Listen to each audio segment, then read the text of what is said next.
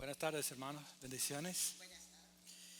Vamos a ir a la palabra del Señor. Si tienen a bien buscar en el libro de Romanos, en el capítulo 8, y vamos a encomendar este tiempo delante del Señor. Yo voy a estar tocando los versículos del 28 al 39.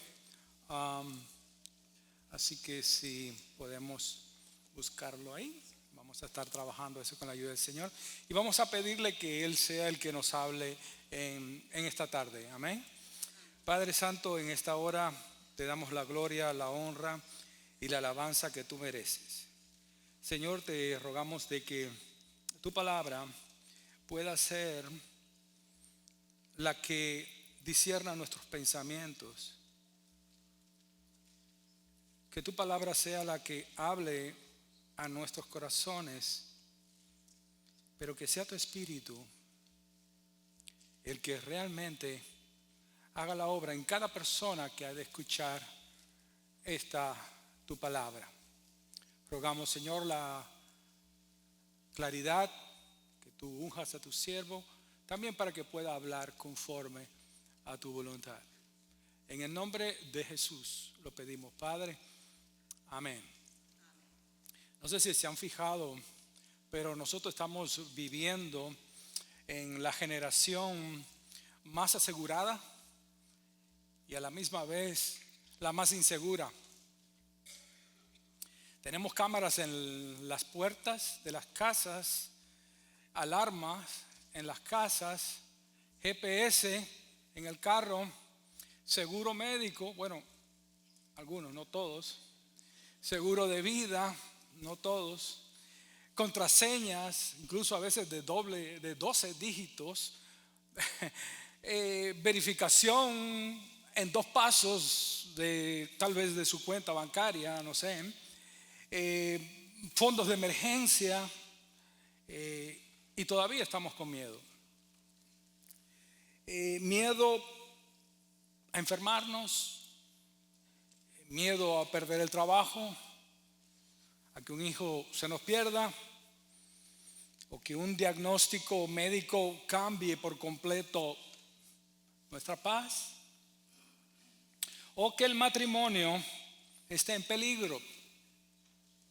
Y lo más tremendo de esto, hermanos, es que uno puede, inclusive con todas estas seguridades, tener la puerta cerrada por la parte de afuera y seguir sintiéndose desprotegido en la parte adentro de la casa. Puede uno tener la casa asegurada y el corazón temblando. Uno puede tener los documentos en orden, la cuenta bancaria en orden, el teléfono cargado, una agenda bajo control, y aún así sentirse inseguro. Y esto es porque la inseguridad más profunda no se arregla con una cerradura, ni con dinero, ni con más planificación o más control. La inseguridad más profunda del alma no solo se resuelve con estas cosas. En realidad no está ahí la solución, sino cuando descubres que aunque el ambiente cambie, hay un Dios que no cambia. Aunque la tierra tiemble, hay una mano que no tiembla. Y aunque tú no sepas qué es lo que viene mañana, Dios ya está en tu mañana.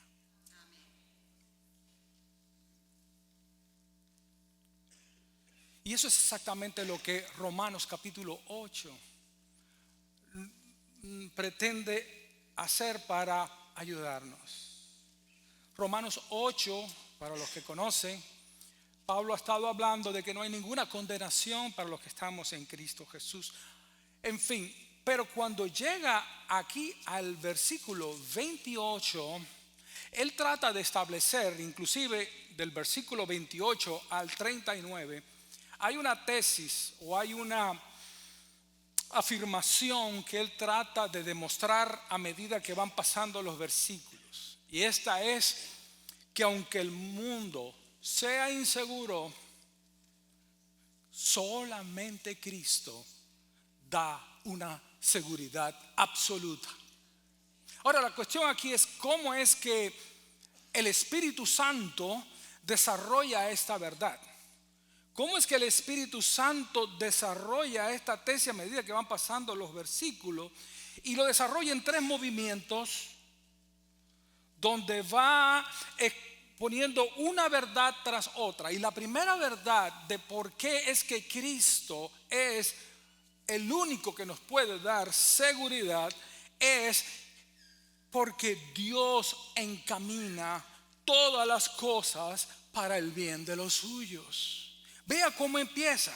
Y empieza aquí explicando la certeza que nosotros tenemos en Cristo Jesús. Y empieza con una palabrita muy importante y dice, y sabemos.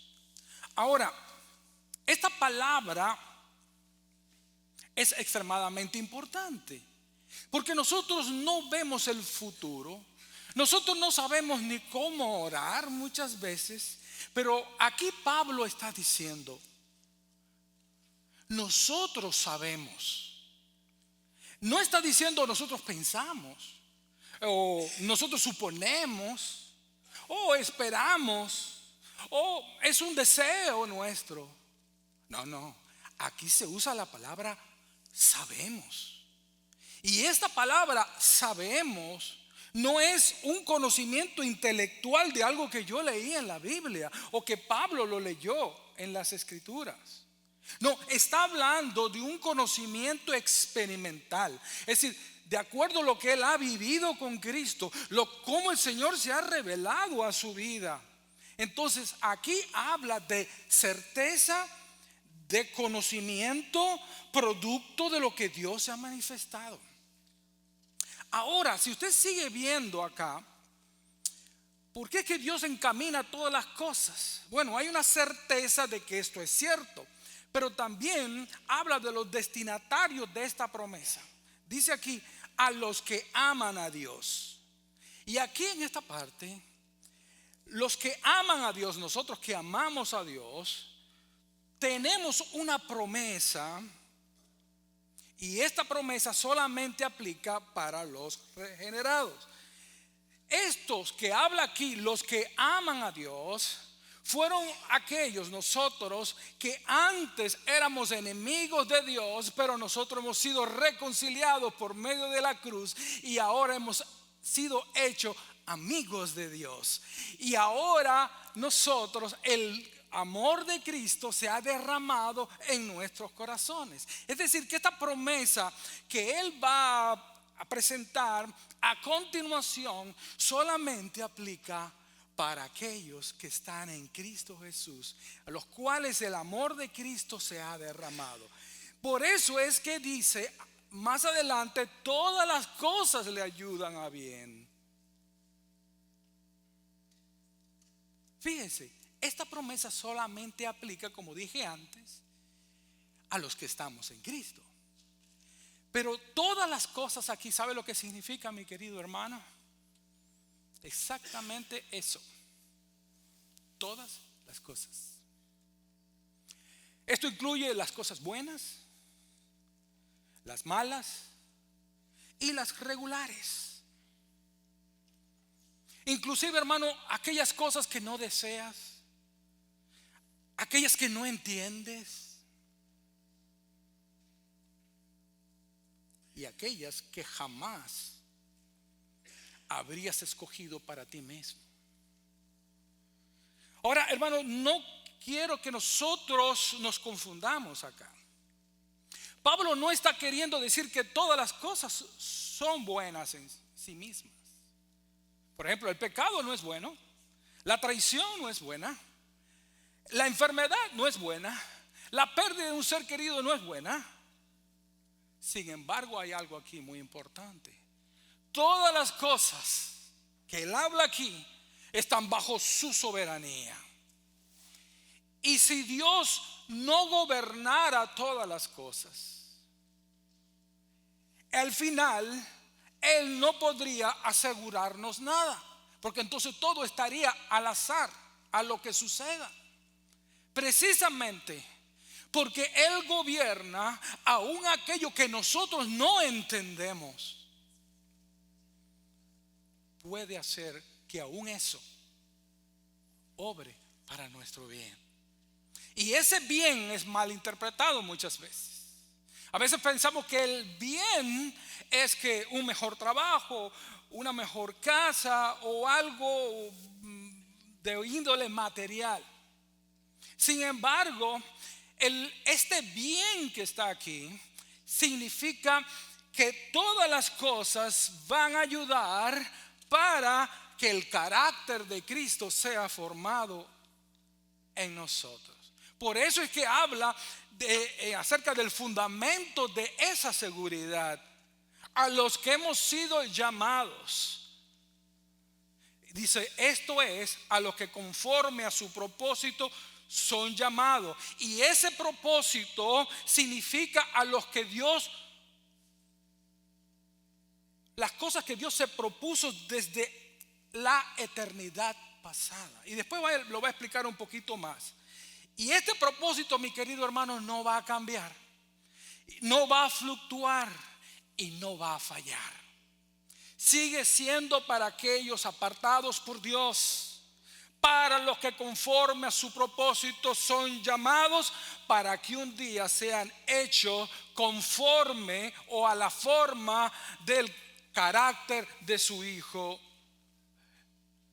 Jesús. Déjenme ponerlo de alguna manera. No es lo mismo comerse una cebolla cruda que mezclarla con ajo, déjenme ver si veo la receta acá, chiles, limón, pimienta y sal, y ponerla en una licuadora. ¿Qué es lo que va a salir? Una salsita de lo más buena que le vamos a poner a los tacos. Amén. Esa receta lo vi por ahí, Claudia me la dio. Eso es exactamente lo que él está queriendo decir.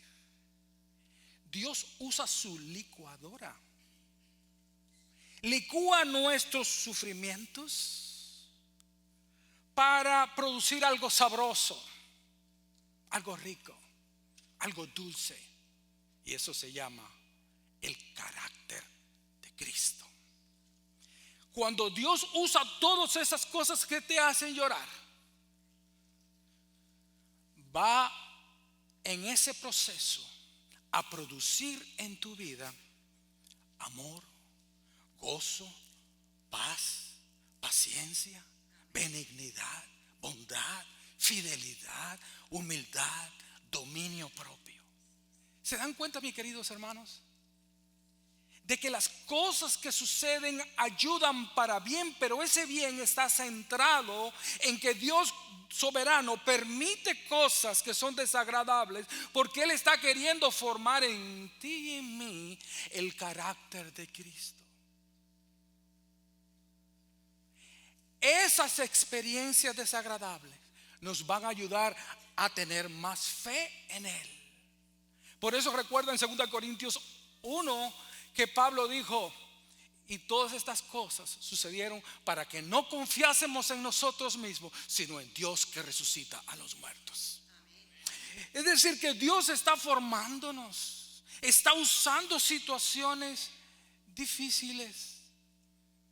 Por lo tanto, debemos de preguntarnos, cuando estamos en sufrimientos, Señor, ¿estás queriendo de que yo crezca en humildad? ¿Estás queriendo de que yo crezca en dominio propio, en amor, en fidelidad?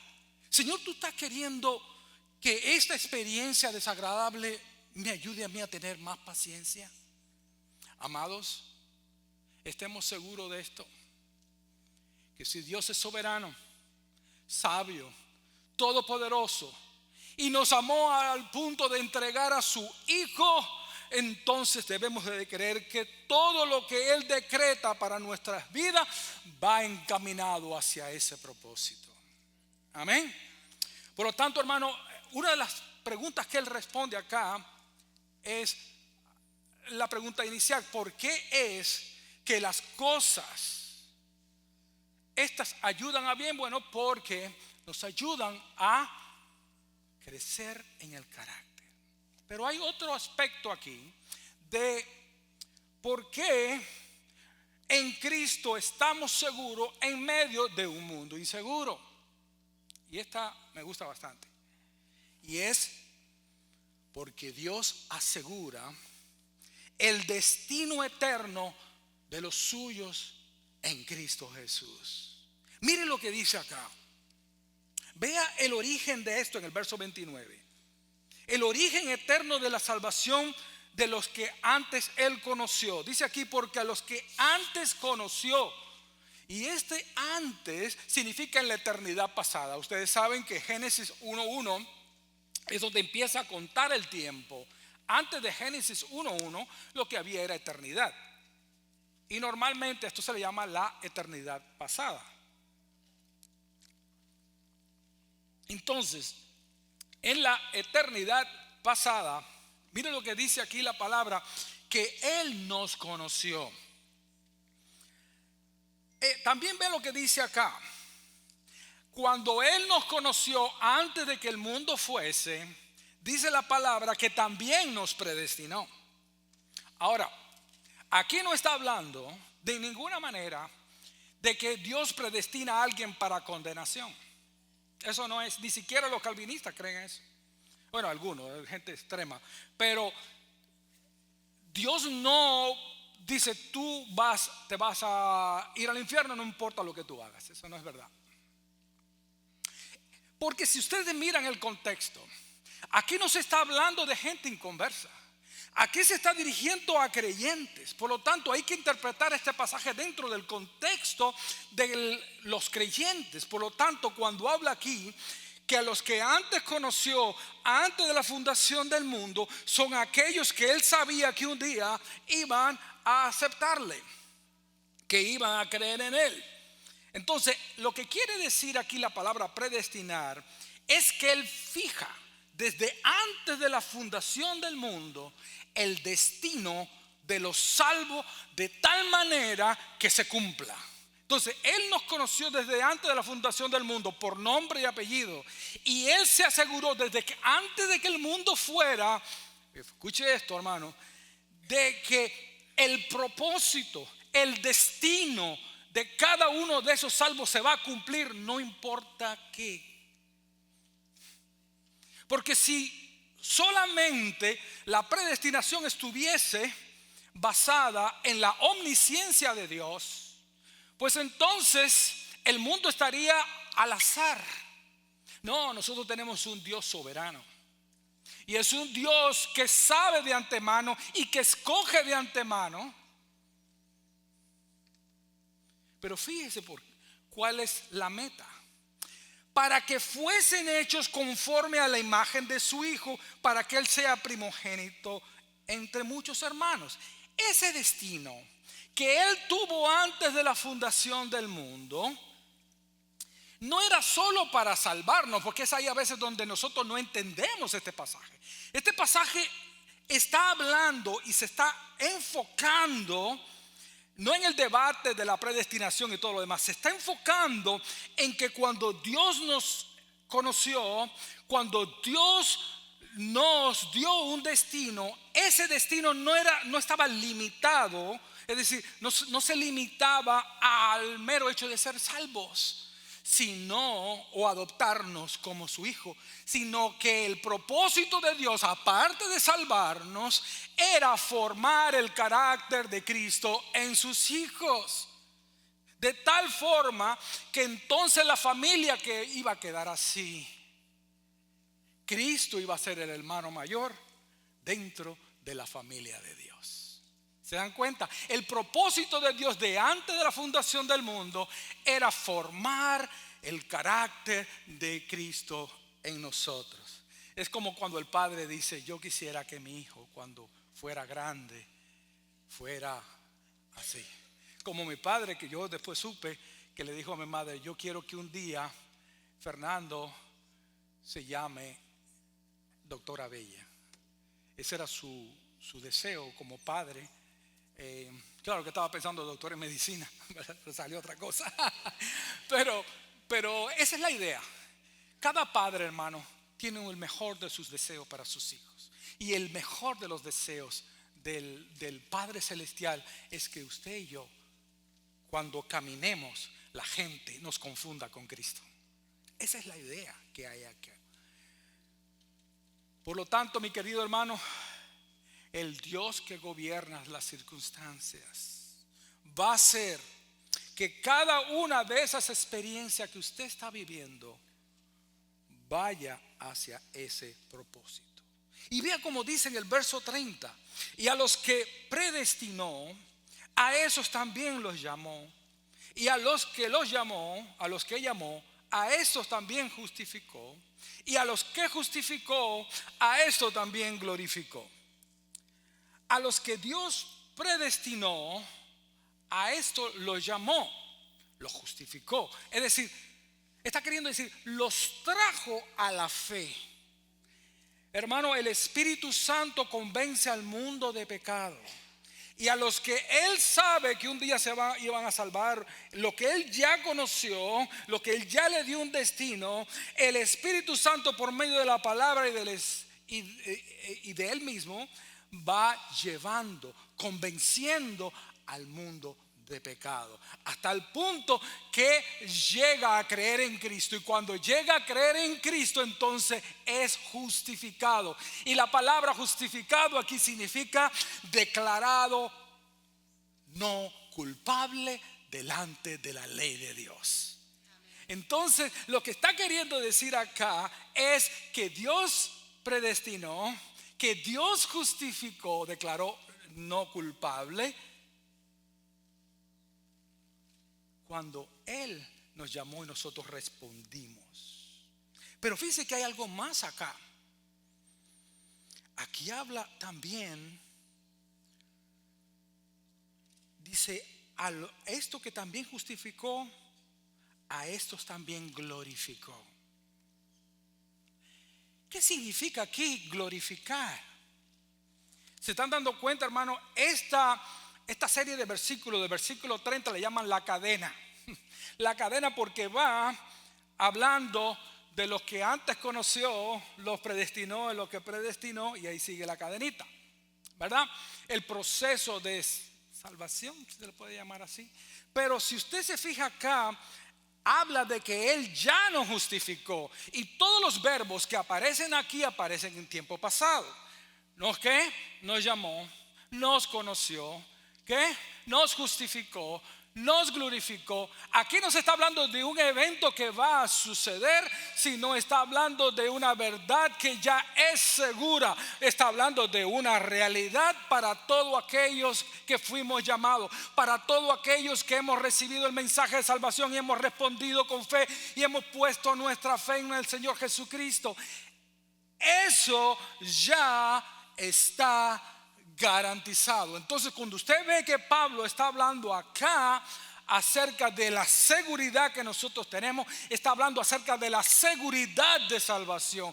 Todo aquel que ha puesto su fe en el Señor Jesucristo ya fue conocido por Dios, ya fue predestinado por Dios, ya fue llamado por Dios y ya fue glorificado por Dios. Eso quiere decir que su posición está segura en los cielos. Romanos 8:30 es como las cadenas de las anclas de los barcos. ¿Han visto el tamaño de las cadenitas de los barcos? Cuando tiran el ancla, ¿usted ha visto de qué tamaño son? Es una cosa así grandísima. Imagine esto como ese tipo de ancla.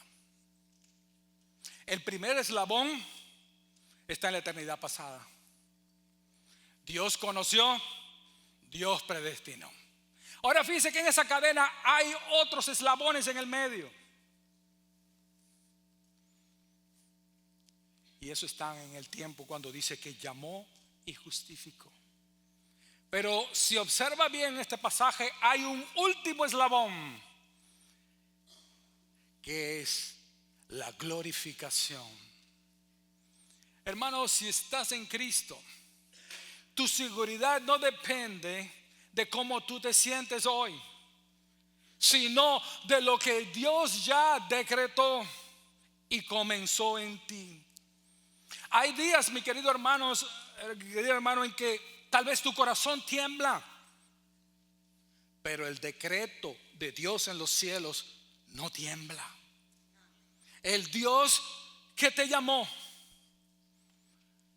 no te soltará hasta llevarte a la gloria. Ese último eslabón de la glorificación nunca se va a romper, siempre va a estar ahí hasta la eternidad futura.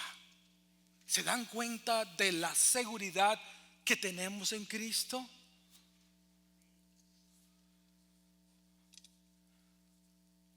Estamos ciertamente en un mundo inseguro, no solo porque vemos todo lo que estamos viendo últimamente, y no tenemos seguridad solo porque Dios encamina las cosas para bien, no solamente porque Él nos tiene un destino eterno ya garantizado, es decir, que nuestra salvación ya está segura. No solamente por eso, el Espíritu Santo ahora se mueve a explicarnos la tercera razón de por qué nosotros tenemos seguridad absoluta, seguridad invencible. Vea lo que dice acá en el verso 31. Y esa seguridad está anclada en que Dios garantiza que nada separará al creyente de su amor. No es como aquel que dice: yo te amo y ya no te amo, te dejé de querer. El amor acaba, como decía un profeta por ahí. Ustedes saben cuál es. No, el amor nunca deja de ser. El amor de Dios es eterno.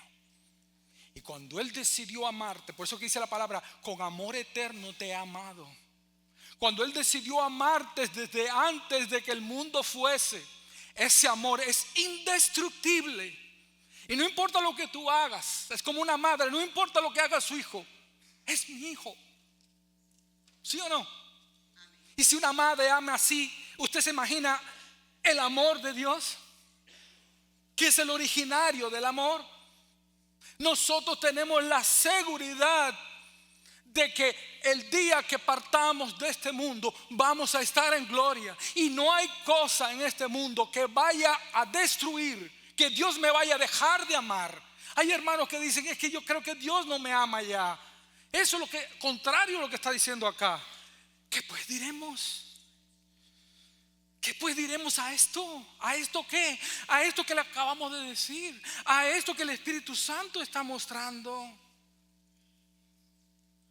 Si Dios es por nosotros, quiere decir, si Dios está luchando a favor mío, si Dios está conmigo, ¿quién contra nosotros? El que no escatimó ni a su propio Hijo, sino que lo entregó por todos nosotros, ¿cómo no nos dará también con Él todas las cosas? Pablo no está diciendo que Dios simplemente simpatiza con nosotros.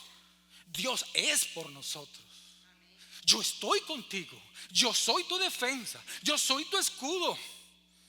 Y la prueba suprema de esto no está en las circunstancias, sino en el que no escatimó ni a su propio Hijo, sino que lo entregó por ti. Y si Dios nos dio a Jesús, no va a negarnos nada de lo necesario para llevar a cabo el plan para los suyos. Si Dios es por ti, Si tú has aceptado a Cristo Jesús, si ya eres salvo, ya Dios te dio a Jesús y no va a retener nada que sea menos que Jesús.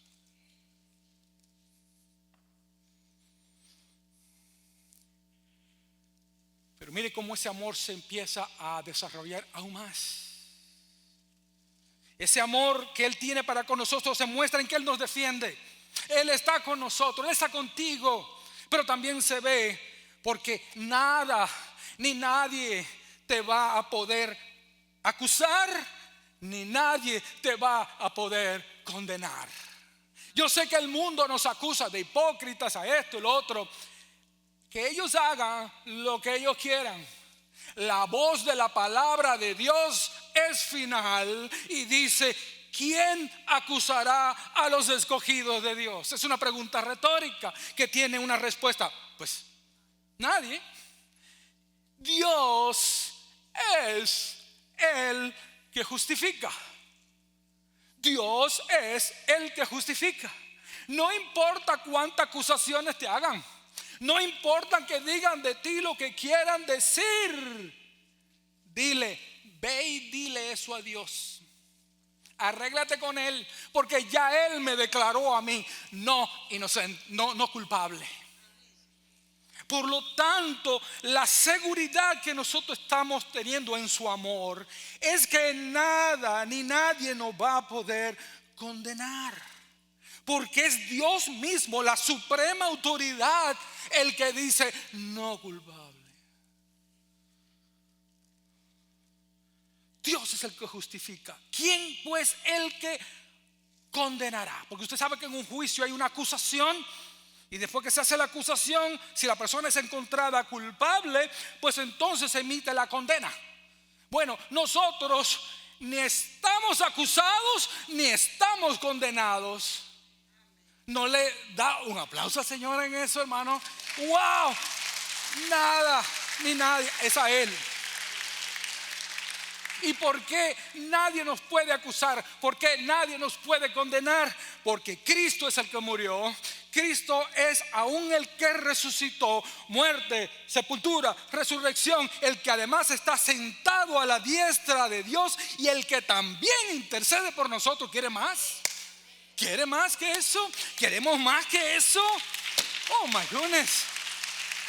Aquí, hermano, aquí la escena es judicial. Aquí como si estuvieras en un juicio. Nadie, hermano, puede sostener una acusación contra los escogidos de Dios.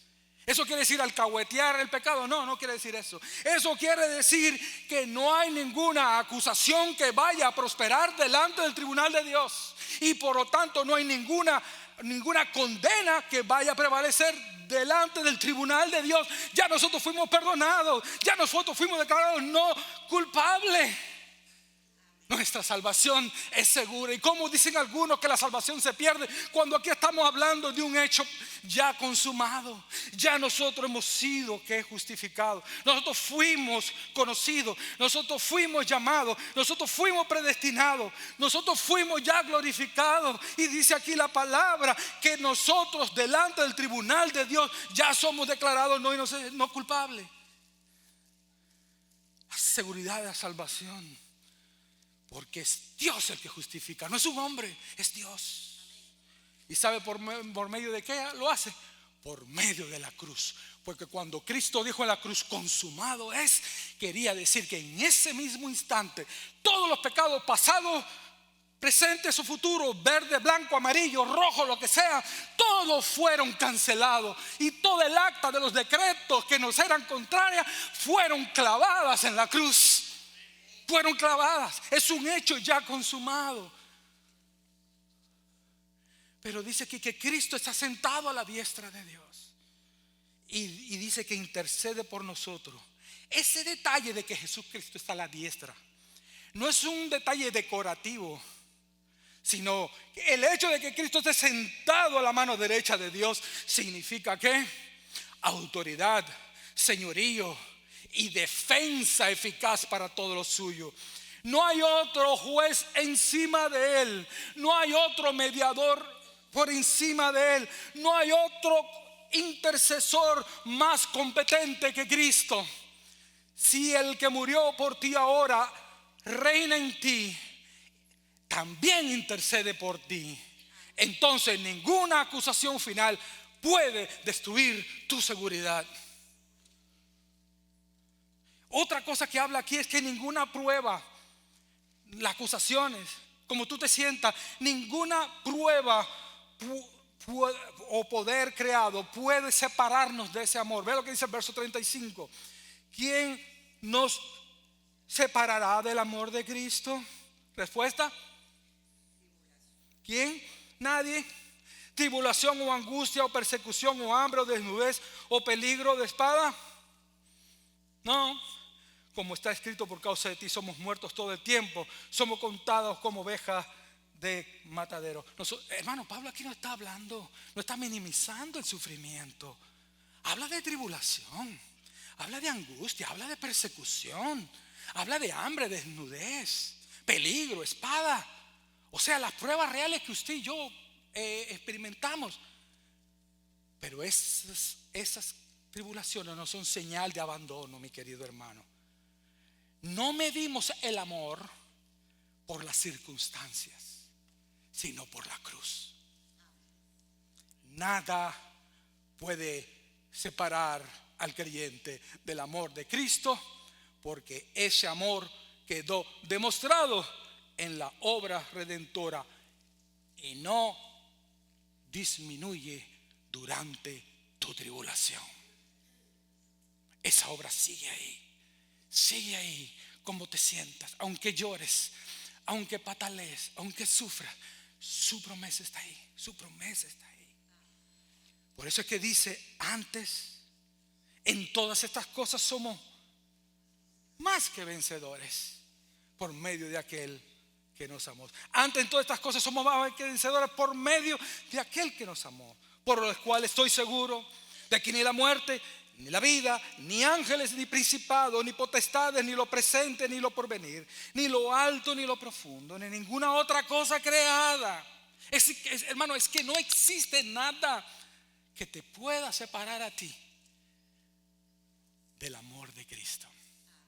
Tu seguridad, la seguridad de tu salvación, no hay nada ni nadie que la pueda romper.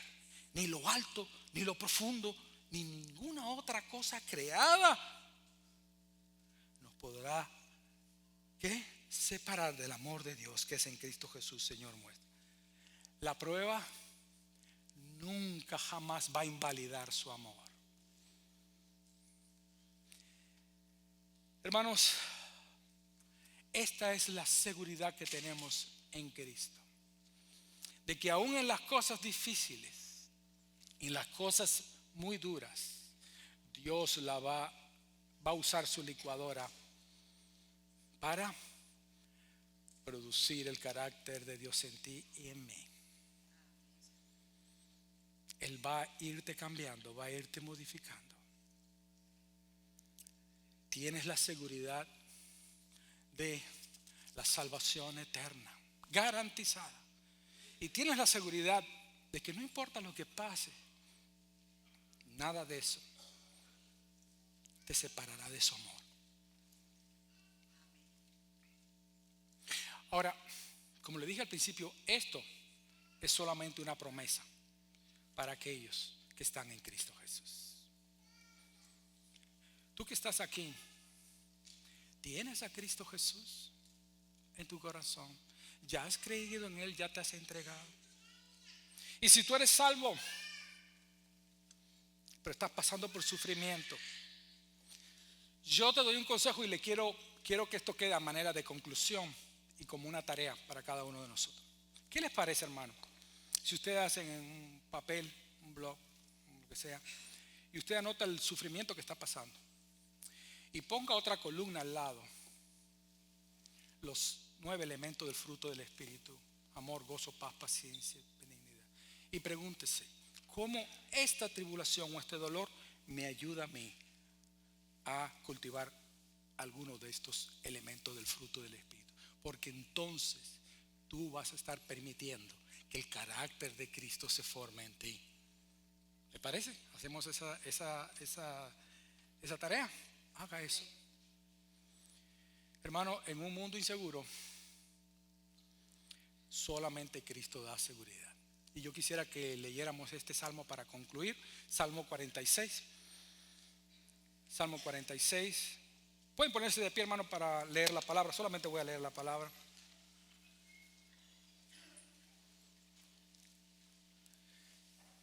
Estamos anclados en Cristo. ¿Saben por qué? Porque nuestra fe está anclada en el Dios de Jacob. Dice la palabra de esta manera: Dios es nuestro amparo y fortaleza, nuestro pronto auxilio en las tribulaciones. Por tanto, no temeremos, aunque la tierra sea removida y se traspasen los montes al corazón del mar, aunque bramen y se turben sus aguas y también tiemblen los montes a causa de su braveza. Del río sus corrientes alegran la ciudad de Dios, el santuario de las moradas del Altísimo. Dios está en medio de ella, no será conmovida. Dios la ayudará al clarear la mañana. Bramaron las naciones, titubearon los reinos. Dio él su voz y se derritió la tierra. Jehová de los ejércitos está con nosotros. Nuestro refugio es el Dios de Jacob. Amén. Vamos a orar. Padre Santo, yo sé que estamos viviendo en un mundo de mucha inseguridad. Estamos de mucha incertidumbre. Pero vemos, Señor, que tu Espíritu Santo nos aclara que todos esos sufrimientos tienen un propósito. Y tienen un propósito, Señor, porque tú lo determinaste antes de la fundación del mundo. Señor, tú nos has aclarado de que nuestra salvación ya está segura. Y tú nos has aclarado que no importa lo que suceda, tu amor nunca se va a apartar de nosotros. Pero Señor, yo me pregunto, ¿habrá alguien aquí que todavía no tiene esta seguridad? Si tú estás ahí, no tienes esa seguridad. Si tú estás ahí y dices: sí, yo me siento inseguro, yo me siento cargado, yo no tengo esa paz que ustedes dicen. Ora conmigo ahí, ora conmigo y con tus propias palabras. Dile: Señor Jesús, así mismo con tus propias palabras, dile: Señor Jesús, yo no tengo esa seguridad y yo quiero tenerla. Yo te pido, Señor, que tú me perdones. Pero dile también: yo creo que tú en la cruz moriste por mí. Dile: yo creo que tú en la cruz pagaste por mí. Por lo tanto, perdóname, limpia mi corazón, hazme una nueva persona. Dile así: porque yo hoy me entrego a ti y te acepto como mi Señor y como mi Salvador. Si tú estás ahí, mi querido hermano, yo quiero orar por ti. Yo no sé la prueba que tú estás viviendo, pero te lanzo el reto. ¿Qué te están diciendo esas aflicciones? ¿En qué áreas Dios quiere moldear el carácter de Cristo en ti? Recuerda, ni una hoja se mueve sin que Dios dé el permiso. Y cuando ha permitido esto en tu vida, es porque Él quiere trabajar con tu vida. Hay algún área que Él quiere trabajar. Pídele al Señor que Él te revele en qué área tú y yo tenemos que crecer. En el nombre de Jesucristo. Amén. Dios le bendiga, hermanos. Si alguno de ustedes quieren pasar a orar, pues vamos a estar aquí el pastor David y yo para orar. Vamos a recibir la bendición, mis queridos hermanos. Que la paz del Señor esté con cada uno de ustedes, que les guarde, les proteja. proteja a su familia y los guarde de todo mal. Que el rostro del Señor esté sobre ustedes y resplandezca de una gran manera, hermano. El Señor le bendiga. Un abrazo. Estamos despedidos.